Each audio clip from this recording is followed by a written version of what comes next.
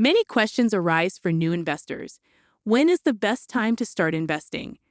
What should you put your money into? How much money should you put aside? And why does investing seem so complex if it's vital for advancing in life?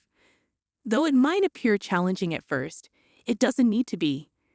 What if you could acquire pointers that would almost certainly lead you toward becoming a millionaire? These are the top 8 tips for new investors to help establish and ensure success in their accounts until retirement. Number 1 is possibly the most crucial tip that most people wish they had known at the start of their careers.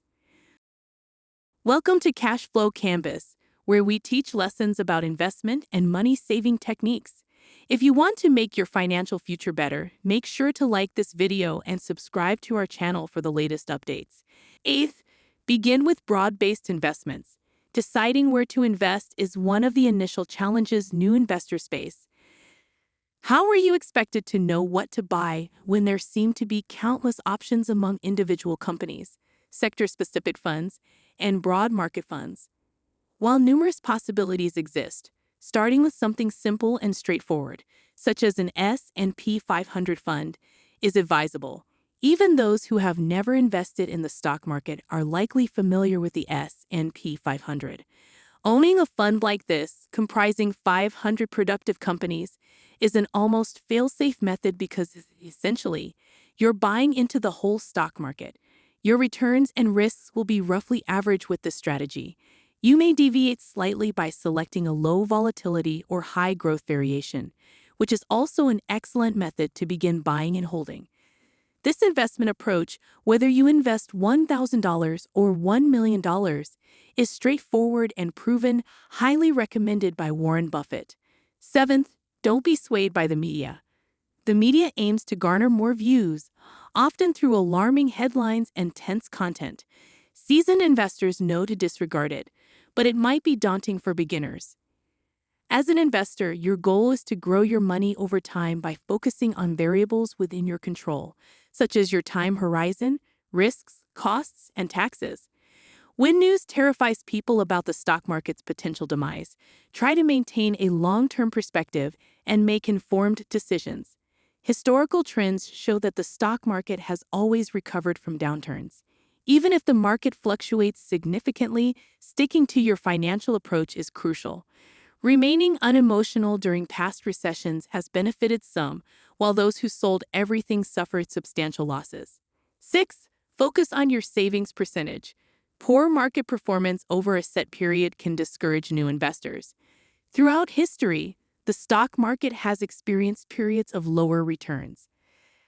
However, as a new investor, your goal should be to concentrate on what you can control rather than on market performance. Consider how much money you're saving, its consistency, and whether you could save more. Staying invested and saving a substantial amount are crucial for long-term investors. Aim to save at least 15% of your salary, or more if you started late or plan to retire early. Even during market downturns, you can rest assured, given the market's extensive history of prosperity. Number 5. Establish investment objectives. Knowing your goals is critical for an investment strategy. Determine when and how much money you need for retirement and how much to save monthly to achieve that. Create short, medium, and long-term financial goals. For example, a short-term goal might be saving for a vacation next year, while a medium-term one could be a down payment on a property in 3 to 5 years. Long-term goals might relate to retirement. Use a compound interest calculator adjusted for inflation to gauge how much you need to achieve your financial goals.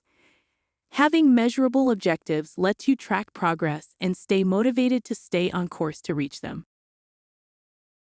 Number 4. Assess your risk tolerance. The level of risk acceptable for your portfolio primarily depends on the time until retirement. If you're 30 or 40 years away from retirement, taking more risk for potentially higher returns is generally worthwhile. However, understand the risks and potential downsides. Younger investors often have higher risk tolerance as they won't need the money for a long time. Additional risk can cause the portfolio to underperform periodically. A less risky portfolio might yield lower long-term returns, but will likely perform more consistently. Understand how the risk influences your returns and, ultimately, your accumulated wealth. Number 3, minimize costs. While you can't control how your investments perform, you can manage how much you spend on them. It's crucial for any investor to be aware of fees associated with investments, usually expressed as an expense ratio, the amount charged by investment firms to manage their funds.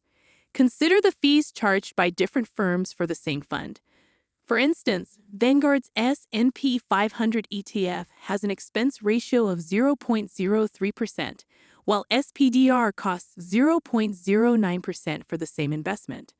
On a $100,000 investment, Vanguard would charge $300 annually, while SPDR would charge $900. This seemingly small difference adds up as your portfolio grows and might eventually surpass your monthly contributions. Second, automate your savings.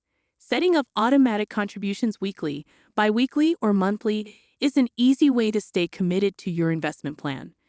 When money is automatically deducted, you're less likely to spend it. Moreover, less effort required makes the process less intimidating, increasing the likelihood of consistency. Most people who automate investing barely notice the money disappearing. Consider how less inclined you'd be to invest if you had to manually transfer funds weekly. Many would either forget, delay indefinitely, or spend it frivolously. Number 1, start right away. The most challenging aspect for novice investors is merely starting.